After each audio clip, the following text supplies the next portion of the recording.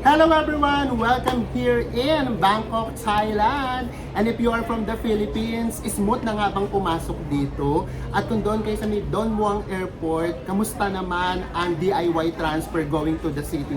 At syempre, bibigyan din namin kayo ng idea kung saan kayo pwedeng mag-stay na less than 1,000 pesos a night. Pero syempre, lahat ng yan mamaya na. Mag-subscribe po muna kayo at i-like at i-follow nyo na po kami sa aming Instagram at Facebook. Ako po si Mel. I just want us to go, drop everything and just go. Hello everyone! Touchdown Bangkok, Thailand!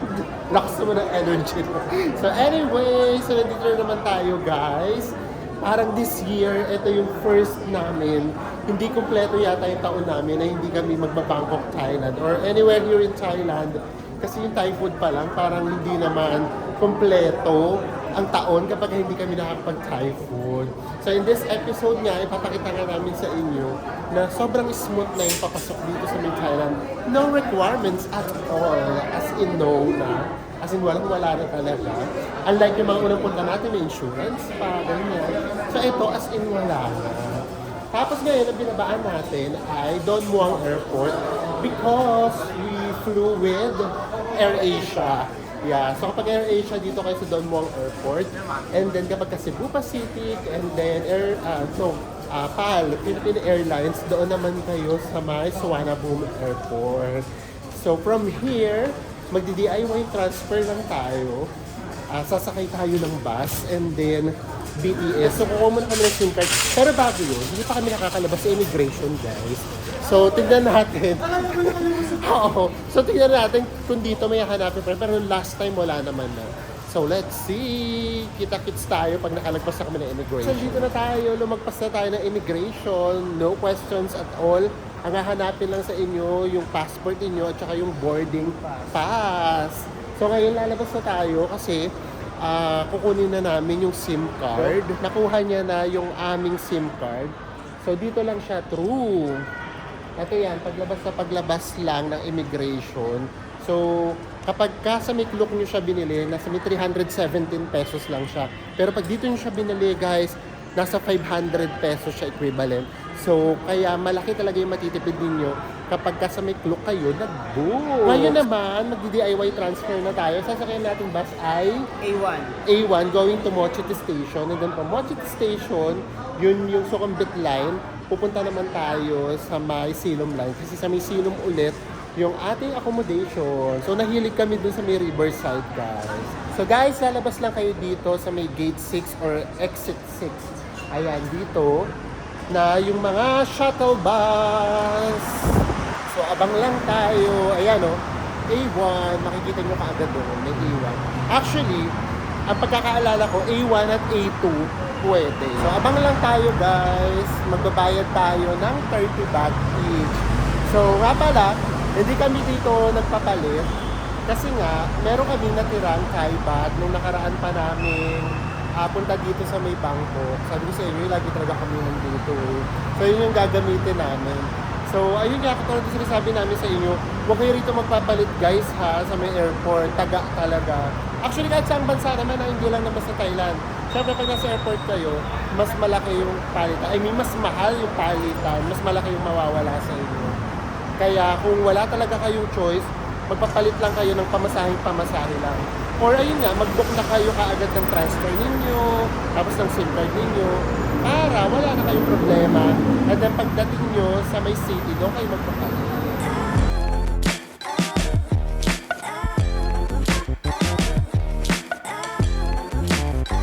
Guys, after mga less than 20 minutes na bus ride, dito naman na tayo sasakay sa may BTS Mochiti Station. So hindi kayo maliligaw guys, kasi yung babaan, yung pinaka-bus stop, makikita nyo kaagad itong BTS station na ito na Mochi. Guys, super convenient ng BTS dito. Tapos hanggang 12 midnight siya. So kung napapansin nyo guys, nagubad na kami ng jacket namin. Kasi kung mainit sa Pilipinas, naku, di hamak na mas mainit dito. Imagine, 11 PM na, pero tignan nyo naman yung pawis ko, tumatagaktak pa rin. So anyways, itong BTS line na to, usually, dito na yung mga hotels. Ayan, sa may Sukhumvit line na to, Kaya, depende na kung saang hotel kayo bababa. So, tignan nyo na lang kung yung hotel nyo kung anong station siya ng BTS or MRT. And then doon na kayo bababa. Kami nga, doon kami sa may Silom Line, sa may Sapan Taksin kami bababa. Kasi doon kami sa may Riverside.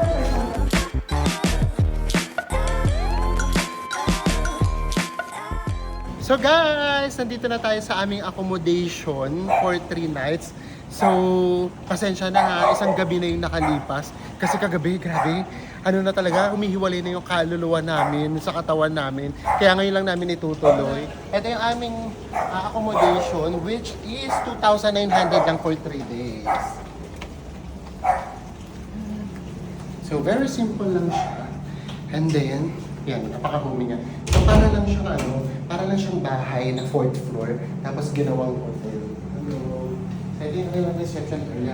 Tapos dumating kami kahapon guys, 12 midnight. Ang nangyari, hinintay nila kami, bali iniwan lang nila doon yung aming key. So kahit wala yung reception, nakapag-check-in kami. So let's kita tayo sa taas. So 3rd floor tayo, wala rin tong lift guys. So guys, dito yung kanilang kitchen, pero bukas na namin kayo itutur kasi meron naman pong kasamang breakfast. So bukas na natin ipapakita. So kahit muna tayo sa room natin. So tara na, at hindi ko mabuksan kahit kailan talaga. Okay, come on. Okay, so nasa may ilaw nito. Ayan. So guys, pasok kayo. Ito na yung aming room. So sinigurado namin makakapag-room tour tayo. Kasi kagabi, para na itong dinaanan ng bagyo, magulo ka agad. So ito kaagad, ipapakita namin kaagad sa inyo yung CR. So ito yon, pero bago yan, syempre, magbukas muna tayo ng aircon, kaloka. Sobrang init nga pala ngayon guys dito sa may Thailand ha. So magubad din muna tayo ng sapatos kasi sumusuko na yung sapatos ko guys. Look! Oh! Pangalawang beses ko pa lang ito nasusuot guys, pero ganito na. So totoo pala yun no, kahit pala Adidas, talaga palang, nag-expired din. Yung glue. So totoo pala yung mga napapanood natin. So tara, let's na! At talaga daw inuna ko daw muna. Hindi ko na kasi kaya guys. Grabe, the whole day nag-tour na kami. So pasok na tayo dito. So ito yung magiging problema. Pakiramdam ko, pang solo traveler lang siya or pang couple talaga. Kasi guys, kung makikita ninyo, kitang-kita yung loob. Nakikita nyo ba? O, ayan o guys, o. Diba? Kitang-kita. So kapag kami gagawin kayong something dito, ito yung toilet, ang ganda pa naman sana ng toilet. Meron ding bidet. Tapos, ito yung kanilang shower. So habang jumijebs ka dito or habang naliligo ka, kitang-kita ka. Kaya kung magkaibigan lang kayo or hindi kayo couple, talagang maiilang kayo. Kasi talagang kitang-kita talaga siya guys. And then nag-provide din sila ng mga toiletries. So provided nila itong mga shampoo and conditioner tapos may mga body wash. Ang ganda guys, nagulat ako.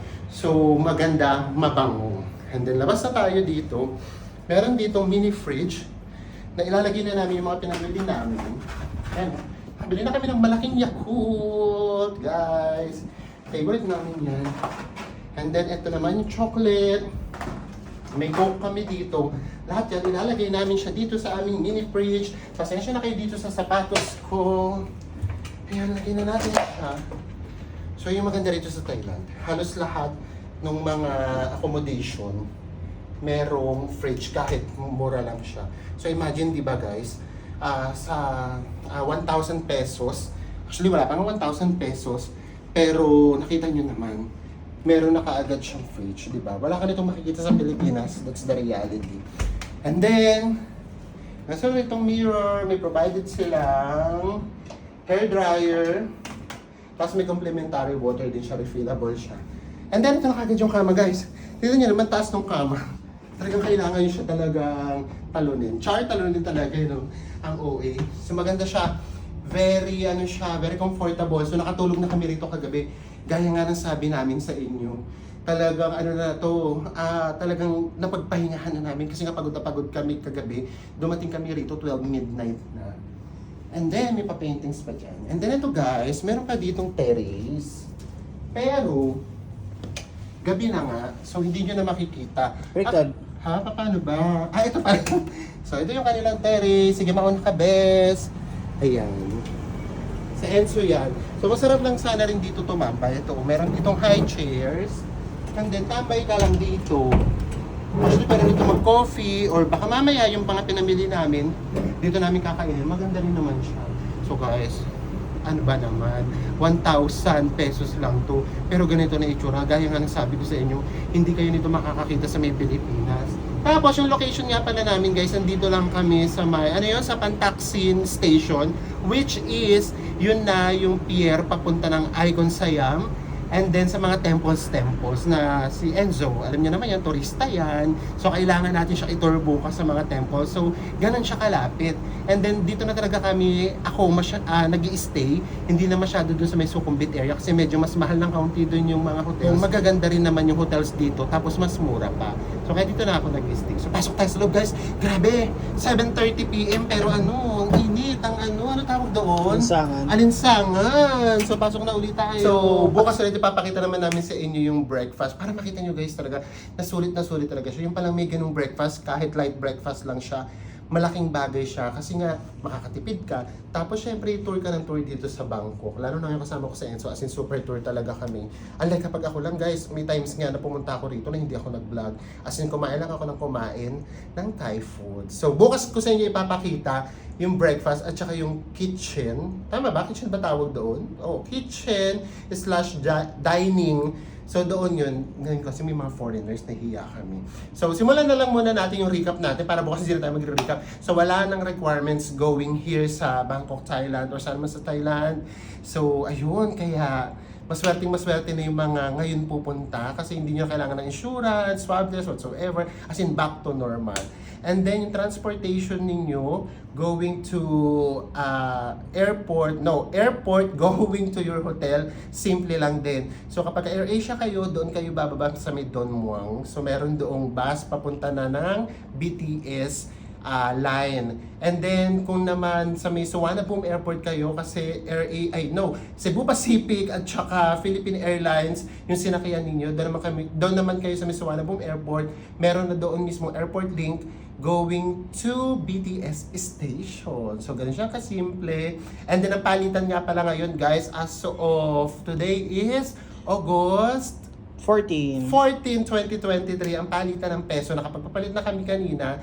So pinakita namin dun sa last video namin kung saan kami nagpapapalit na mas mataas yung palitan ng peso. Ang palitan ay 0.57. So kung meron kayong 1,000 pesos, 570 baht yung magiging palit niya. Huwag kayo sa airport guys. Yung sa airport parang nakita namin parang nasa may 30 something lang.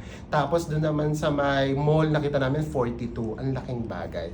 So ayan. So ngayon ang rito ang klima. Ayan, nakikita nyo guys. Pawis na pawis.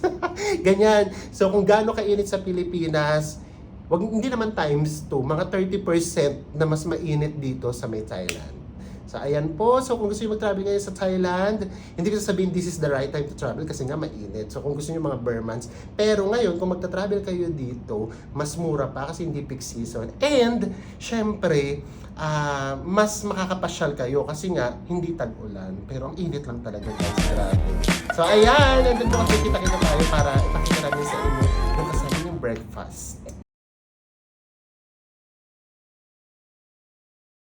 Yung breakfast nila is from 8 a.m. to 10 a.m. lang. So, ito yung mga menu nila. For example, sunny side up, tapos scrambled egg. So, kahapon, nag-scrambled egg na kami. So, ako naman ngayon magsa-sunny side up. Tapos ito pa. Madami yan, guys. So, para siyang American breakfast. So, di ba? Sa halagang kulang-kulang 1,000 pesos a night, meron ka ng breakfast. So, pili na tayo. Ito parang siyang kitchen, di ba? Parang nasa may bahay lang talaga. Ayan, ipagluluto ka talaga. So, ito meron sila rito water dispenser, free to. So, importante na meron na lang kayong tumbler para makatipid din kayo kasi refill na kayo ng water. And then, meron ditong coffee, complementary din. Refill na tayo ng coffee.